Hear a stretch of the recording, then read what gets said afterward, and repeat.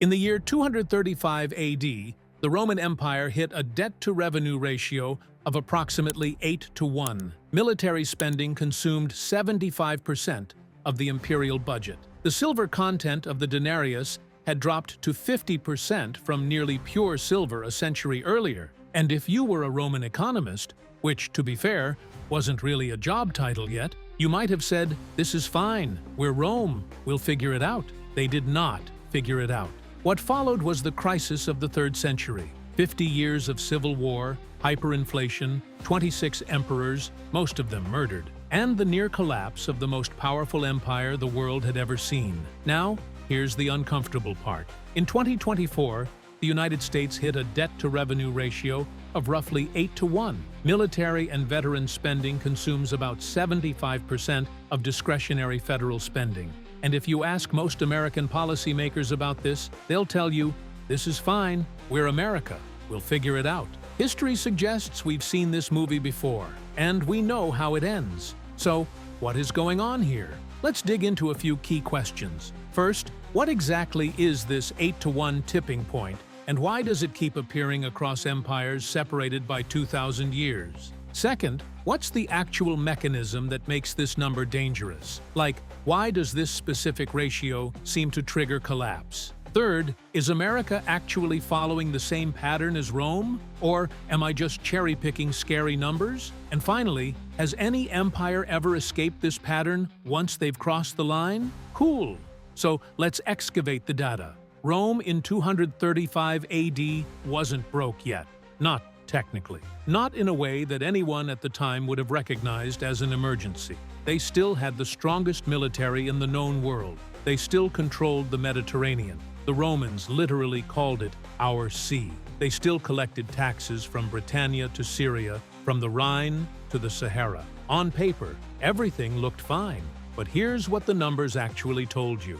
For every coin Rome collected in revenue, they owed 8 coins in obligations: military pay, veteran pensions, infrastructure maintenance, grain subsidies to keep the mob from rioting, and the massive cost of administering an empire that stretched across 3 continents. They'd already debased their currency by half trying to manage this, and military spending, which had been maybe 50% of the budget under Augustus 2 centuries earlier, now ate up 3/4 of everything.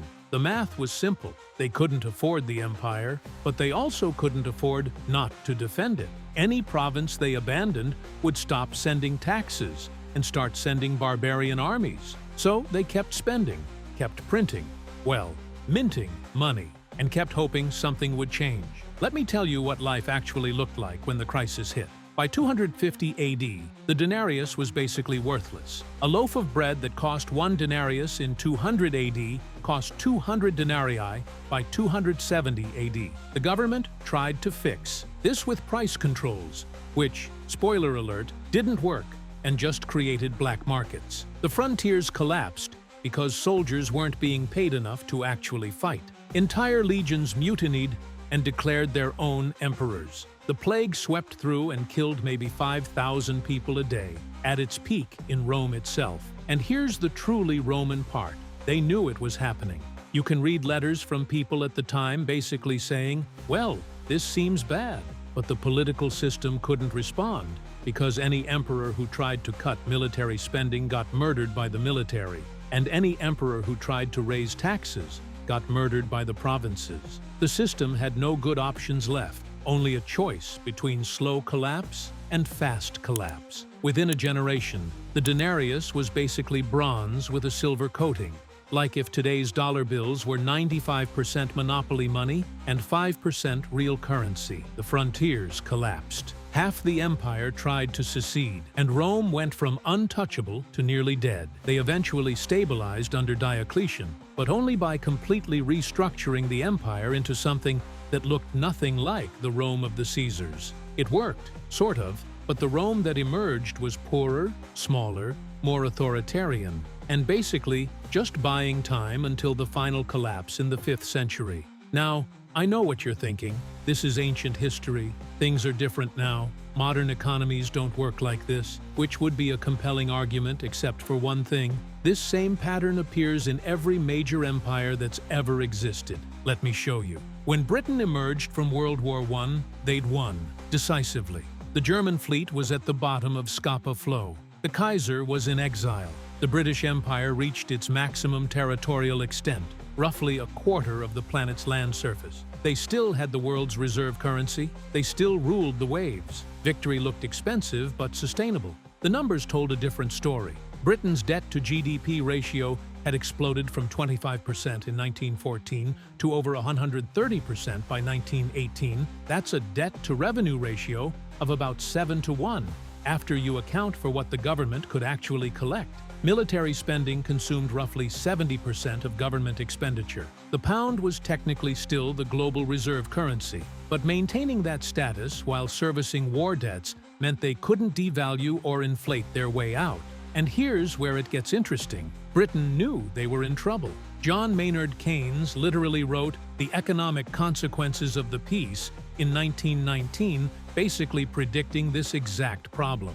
But knowing didn't help. They couldn't abandon the empire because the entire British economy ran on colonial resources and markets. They couldn't devalue the pound because the empire ran on sterling's credibility. If India or Australia lost faith in the pound, the whole system would unravel. And they couldn't default because British identity was wrapped up in being the financial center of the world. So they tried to muddle through. They returned to the gold standard at the pre-war parity, which basically meant accepting deflation and unemployment to maintain the pound's value.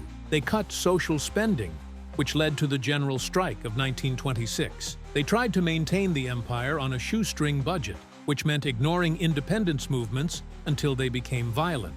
Britain in 1918 looked like victory. Britain in 1945 looked like bankruptcy. They had to beg America for loans just to avoid starvation. The empire was dismantled piece by piece over the next 2 decades. The pound lost its reserve status to the dollar, and Britain went from ruling the world to being, essentially, a large island with nice museums and a bunch of debt. The pattern held. Wait, let me add one more because this one's fascinating. Spain in 1580 was drowning in silver. Like, literally.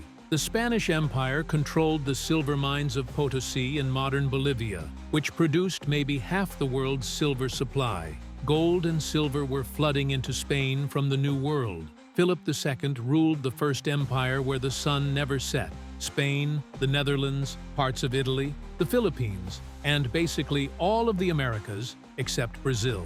They hit an 8-to-1 debt-to-revenue ratio around 1580. Military spending, mostly trying to suppress the Dutch revolt and maintain control over their sprawling empire, consumed about 70% of revenue.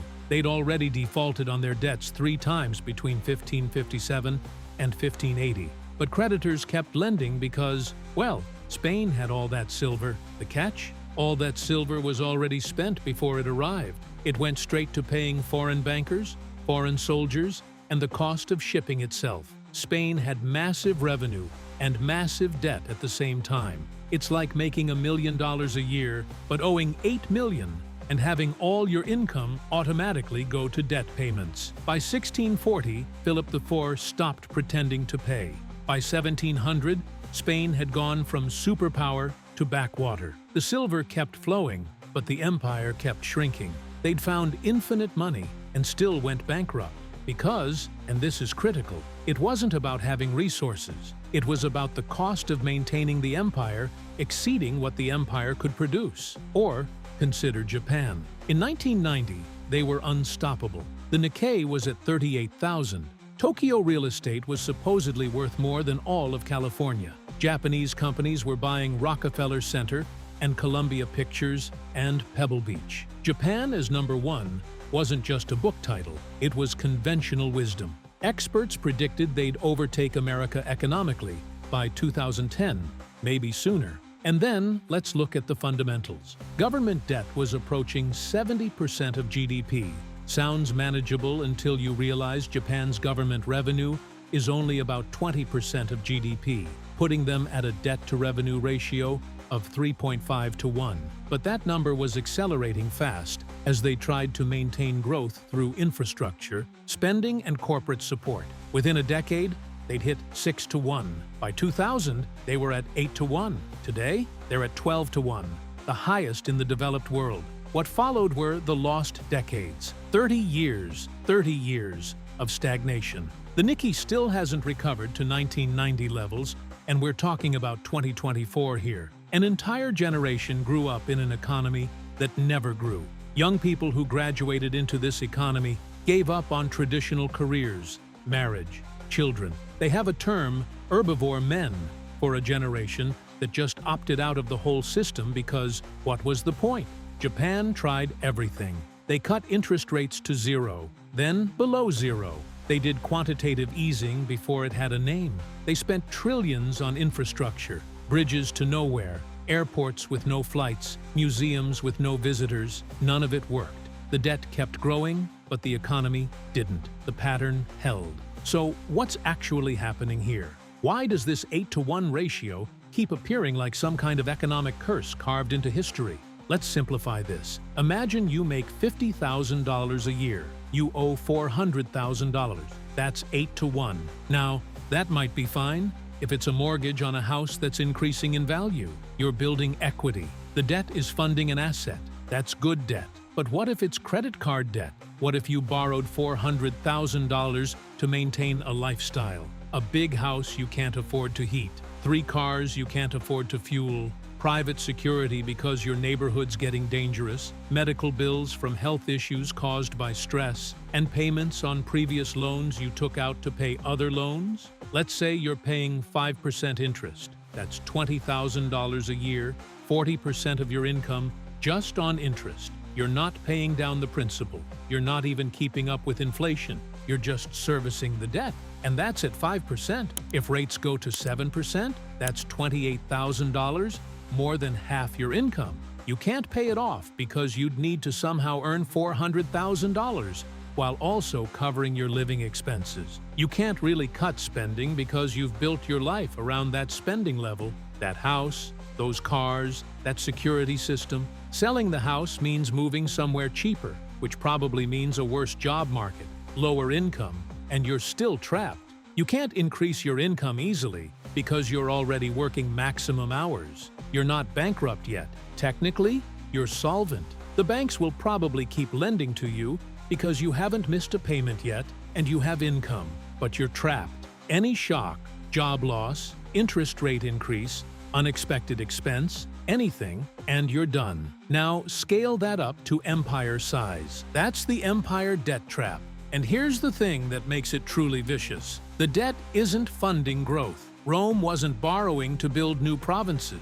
They were borrowing to hold on to old ones. Britain wasn't borrowing to expand the empire. They were borrowing to maintain it after a devastating war. Spain wasn't borrowing to find new silver mines. They were borrowing against the silver they'd already spent. Japan wasn't borrowing to create new industries. They were borrowing to prop up dying ones. It's not investment debt. It's maintenance debt. And maintenance debt doesn't pay for itself.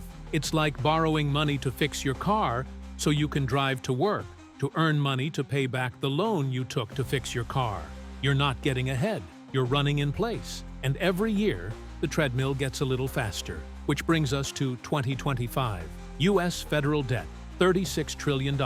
Annual federal revenue, about $4.5 trillion.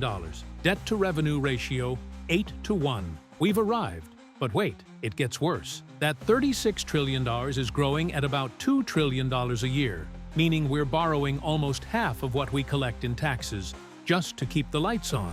And interest payments on the debt? They're now over $1 trillion annually. That's more than we spend on Medicaid, more than we spend on everything for children, education, child tax credits, all of it.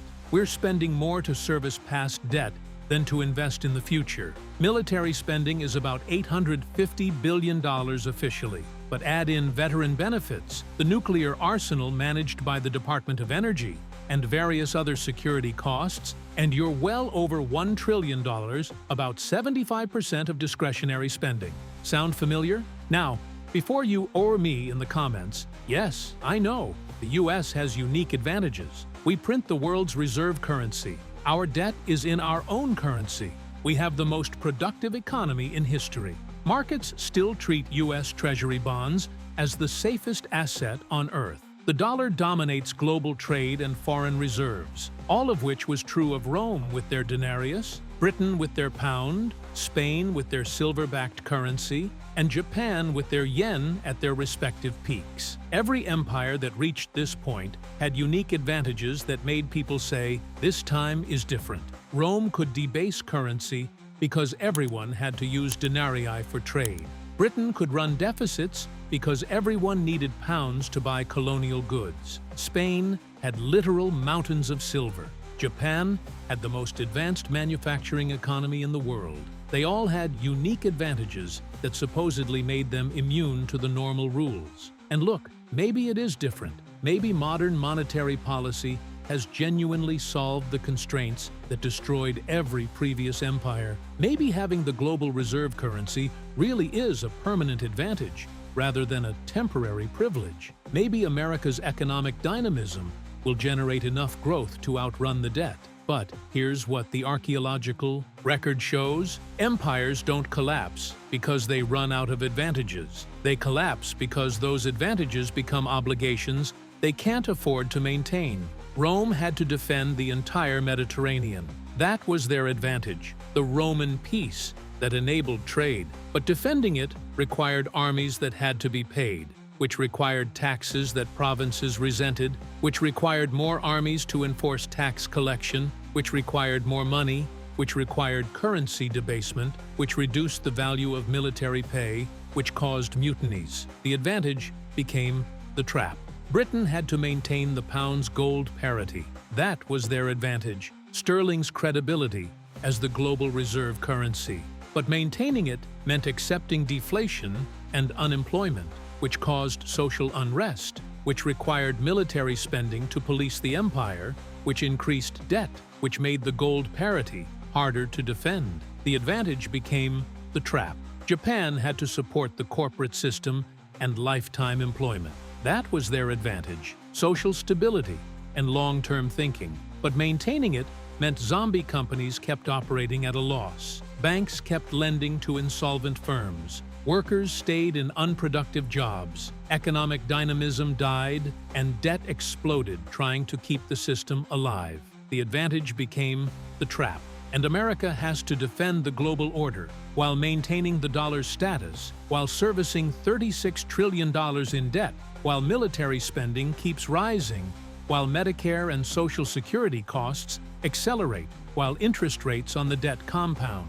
Every advantage is also an obligation. The debt isn't the problem. The debt is the symptom. The problem is that maintaining an empire, whether it's territorial like Rome's or financial like America's, eventually costs more than the empire produces. So has any empire ever escaped this pattern? The honest answer is, not really. Not once they hit 8-1. China came close under the Song dynasty in the 11th century. They hit a crisis point with military spending on the northern frontier consuming 80% of the budget.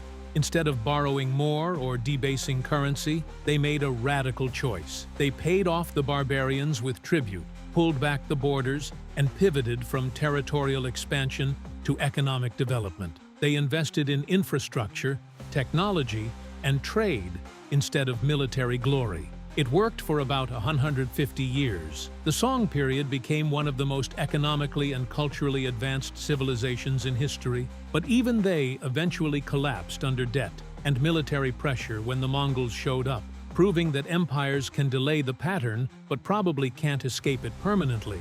When they exist in a competitive world, every other empire that hit this ratio either collapsed outward through hyperinflation, Rome, Spain, various Latin American countries, or collapsed inward through bankruptcy and dismemberment. Britain, the Soviet Union, arguably the Ottoman Empire. But, and this is important, no previous empire had modern monetary tools, global capital markets, or a truly integrated world economy, where their collapse would cascade through every other economy. The US could theoretically inflate away the debt through persistent 4 to 5% inflation, while keeping nominal interest rates lower. They could default through deliberate currency devaluation, letting the dollar slide to reduce real debt burden. They could grow fast enough through productivity gains to make the ratio manageable again. The question isn't whether it's technically possible. The question is whether it's politically possible. Because all of those solutions require short-term pain. Spending cuts, tax increases, accepting a reduced global role, watching your currency lose value, enduring a recession that no democracy has ever willingly chosen. Rome couldn't cut military spending because the barbarians were real, and every emperor who tried got murdered by his own soldiers. Britain couldn't devalue because the empire ran on sterling's credibility, and the city of London would have revolted. Spain couldn't stop fighting wars because Catholic ideology demanded defending the faith across Europe. Japan couldn't let corporations fail because the social contract of lifetime employment was sacred, and mass unemployment would have been politically catastrophic. And America can't abandon the dollar's reserve status because our entire standard of living depends on importing more than we export while paying for it with printed money. We're not trapped because the math is impossible. We're trapped because the politics are impossible. Think about it. What American politician can campaign on, "Let's accept a declining standard of living for 20 years to fix the debt"? What party wins elections by saying, "We need to cut Medicare, cut military spending, and raise taxes all at once"? What president survives proposing that America give up its global dominance to focus on domestic solvency? The Roman Senate couldn't make those choices. The British Parliament couldn't. The Spanish Crown couldn't. The Japanese Diet couldn't. What makes us think the US Congress can? Which means the pattern probably holds. Not because history repeats. It doesn't.